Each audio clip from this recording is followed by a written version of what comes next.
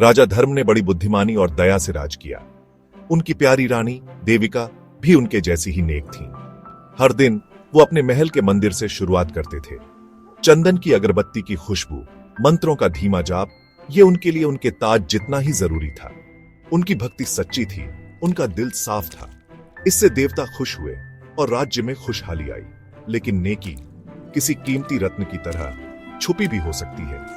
कभी कभी ये सबसे साधारण जगहों पर सबसे ज्यादा चमकती है। रघुनाथ के साथ भी ऐसा ही था।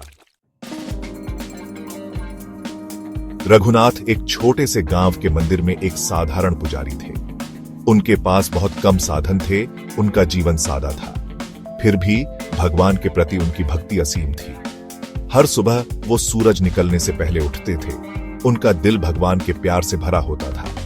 उनके मंत्रों में इतना जोश था, उनकी पूजा में इतना प्रेम था कि देवता भी सुनने के लिए रुक जाते थे। रघुनाथ की भक्ति की खबर राज दरबार तक पहुंच गई। राजा धर्म, जो खुद भी बहुत धार्मिक थे, ने एक विशाल यज्ञ करने का फैसला किया। उन्होंने एक भव्य समारोह की कल्पना की जो स्वर्ग को प्रसन्न करेगा और उनके राज्य में और भी समृद्धि लाएगा।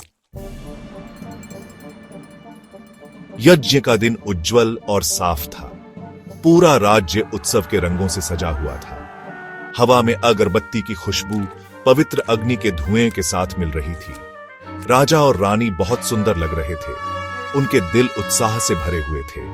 देश भर के पुजारी इकट्ठा हुए थे। उनकी आवाजें प्राचीन मंत्रों का जाप करते हुए एक साथ उठ रही थी।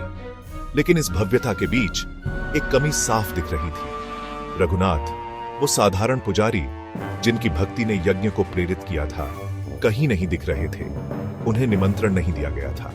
शायद दरबार की भव्यता में उनकी सादी भक्ति भुला दी गई थी। यज्ञ बहुत धूमधाम से शुरू हुआ। आग की लपटें गरज रही थीं, आहुति को भस्म कर रही थीं और प्रार्थनाओं को स्वर्ग की ओर ले जा रही थीं।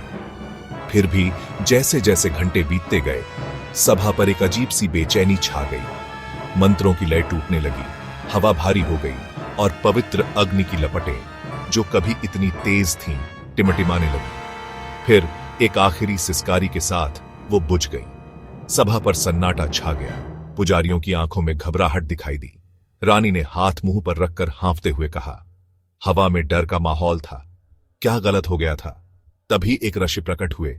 उनकी आंखें ज्ञान से भरी हुई थीं।